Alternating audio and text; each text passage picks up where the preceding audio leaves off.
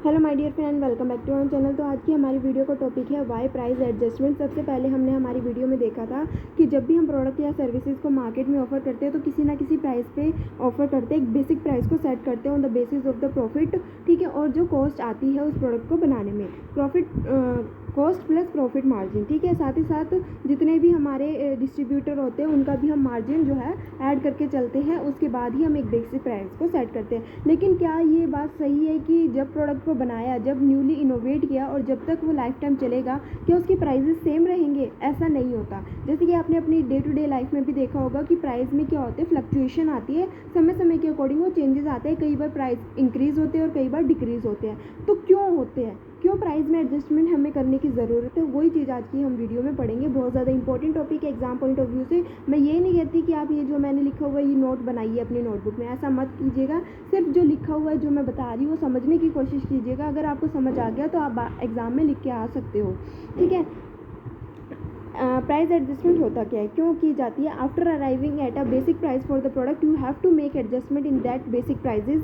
Price adjustment में be brought about as part of a deliberate marketing strategy or due to the factor which are beyond the control of the company. कुछ ऐसे factor की वजह से एक company क्या करती है, प्राइस में चेंजेस करते हैं, जो फैक्टर कंपनी के कंट्रोल में नहीं होते। कौन से ऐसे फैक्टर है जो कंपनी के कंट्रोल में नहीं होते? आइए जानते हैं एक एग्जाम्पल के थ्रू।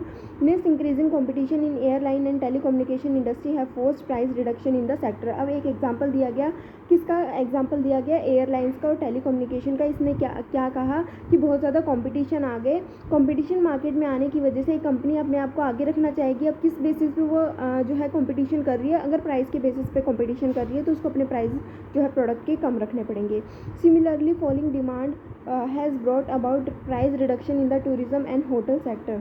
इसी तरीके से क्या हो रहा है, टूरिज्म और होटल सेक्टर में भी प्राइस को रिड्यूस किया जाता है ड्यूरिंग द ऑफ सीज़न। और या फिर हम ये कह सकते हैं कि अगर एक प्लेस पे बहुत सारे जो है वो टूरिस्ट प्लेस है या फिर बहुत सारे होटल है, तो कंपनी क्या करती है, अपने जो है डिमांड को बढ़ाने के लिए, ठीक है, वो प्राइस को कम करती है, प्राइस को रिड्यूस करती है। तो मार्केटर में भी compelled to make adjustment in the product prices due to increase और डिक्रीज इन कॉस्ट। और क्या रीज़न होता है एक मार्केटर प्राइस में इंक्रीज या डिक्रीज करता है? हो सकता है कि जो एक्चुअल में हम प्रोडक्ट बना रहे थे उसका जो रॉ मटेरियल था उसके प्राइस बढ़ गए हैं, उसके प्राइस घट गए हैं, जिसकी वजह से एक कंपनी क्या करती है, अपने प्रोडक्ट के प्राइस में चेंज करेगी। ऐसा तो है नहीं कि अगर प्रोडक्ट के रॉ मटेरियल की कॉस्ट बढ़ गई है तो एक कंपनी अपना प्रॉफिट कम कर देगी, नहीं, उसको तो अपने जो है प्राइस को बढ़ाना पड़ेगा एक्चुअल प्रोडक्ट की। तो आई होप आपको समझ में आया होगा प्राइस एडजस्टमेंट किस तरीके से की जाती है। कंपटीशन के बढ़ने की वजह से की जाती है, डिमांड के कम होने की वजह से की जाती है, या फिर जो रॉ मटेरियल के प्राइस है उसके इंक्रीज या डिक्रीज होने की वजह से की जाती है। 3 पॉइंट आपको बेसिकली पता चल गए। ये पॉइंट ध्यान में रखना। क्या क्या पॉइंट है? प्राइस के रिडक्शन की वजह से, किसके प्राइस के रिडक्शन की? प्राइस में चेंज किया जाता है। क्यों चेंज किया जाता है? हो सकता है कंपटीशन में चेंज आ गया और कंपटीशन बढ़ गया जिसकी वजह से प्राइस कम किया जा रहा है। सेकंड पॉइंट हमने पढ़ा कि डिमांड लोग कम कर रहे हैं, डिमांड कम कर रहे हैं जिसकी वजह से सप्लाई बहुत ज़्यादा है लेकिन हमें सामान बेचना है तो हम प्राइस कम कर रहे हैं। जब प्राइस कम होंगे तो डिमांड ऑटोमेटिकली बढ़ने लग जाएगी। उसके बाद थर्ड रीज़न ये है कि प्राइस में चेंज करने का, कि जो हमारे रॉ मटेरियल की प्राइसेस है, जो कॉस्ट आती थी वो कॉस्ट में इंक्रीज़ या डिक्रीज़ हुआ जिसकी वजह से हम एक्चुअल जो प्रोडक्ट के प्राइस है उसमें चेंज कर रहे हैं। उसके बाद आता है to make your product available to the ultimate consumer you engage several middlemen such as distributor, agent, wholesaler, retailer, commission agent, etc. You have to decide how much margin you give to each of them.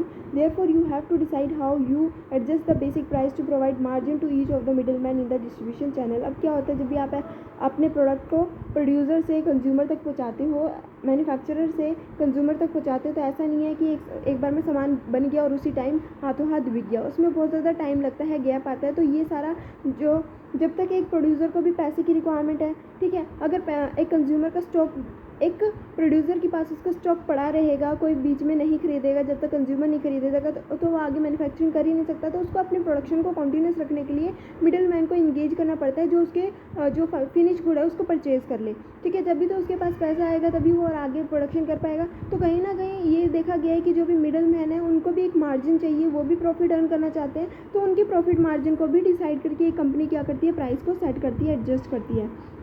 Marketer may have to make adjustment in the price to reward customers and distributor for their loyalty, prompt payment, bulk purchase, off-season purchase, promotions of the product support services provided etcetera. अब क्या कहा गया यहाँ पे, मान लो कि company ने एक बेसिक प्राइस सेट कर दिया कि भाई हमारे प्रोडक्ट का प्राइस जो है वो 500 रुपये है, ठीक है। अब क्या कंपनी उसको 500 रुपये में ही बेचेगी? कई बार कंपनी क्या करती है, डिस्काउंट देती है। किन कस्टमर्स को या किन डिस्ट्रीब्यूटर को डिस्काउंट देती है? जो लॉयल होते हैं, कंपनी के प्रोडक्ट को कॉन्टीन्यूस बेसिस पे खरीदते हैं, या फिर जो प्रॉम्प्ट क्विकली पेमेंट कर देते हैं, हाथों हाथ सामान लिया और पेमेंट कर दी कैश में, या फिर जो बल्क में परचेज करते हैं उनको भी डिस्काउंट दिया जाता है। कई बार क्या होता है, ऑफ सीज़न में सामान की डिमांड नहीं होती तो डिस्काउंट दे के क्या किया जाता है, डिमांड को बढ़ाया जाता है ताकि उनके कंपनी के प्रोडक्ट की सेल बढ़े, ठीक है। प्रोडक्ट की प्रमोशन की जाती है, प्रोडक्ट को के साथ और बहुत सारी सपोर्ट सर्विसेज जो है वो प्रोवाइड की जाती है, जिसकी वजह से प्राइस में चेंजेस आते हैं या प्राइस जो है वो एडजस्टमेंट करनी पड़ती है।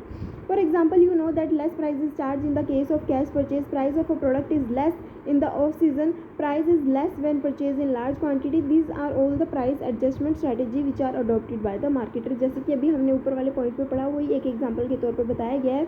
To promote the latest model of their product, a number of companies offer trade in facility to the customers, that is reduction in the price of a new model in exchange for an old model. Price adjustment also becomes necessary when a company moves up from a single product producer to a multiple product producer because of objective is to maximize profit of the product mix and not a particular product. अब क्या होता है कि यहाँ पे एक example और दिया ताकि अच्छे से क्लैरिटी आए कि मान लो एक कंपनी क्या कर रही है, अपने प्रोडक्ट का नया मॉडल लॉन्च करने जा रही है मार्केट में, तो वो एक ट्रेड-इन की जो फैसिलिटी है वो लेके आती है। ट्रेड-इन का मतलब क्या होता है, कंपनी कहती है भाई हम नया मॉडल लेके आए हैं रेफ्रिजरेटर का, मान लो, और आपके पास पुराना है, आप अपना पुराना दे के अपना नया मॉडल जो है वो ले सकते हो, ठीक है। पुराने मॉडल की प्राइस कम हो जाएंगे और जो नया मॉडल है उसमें एडजस्ट कर दिए जाएंगे।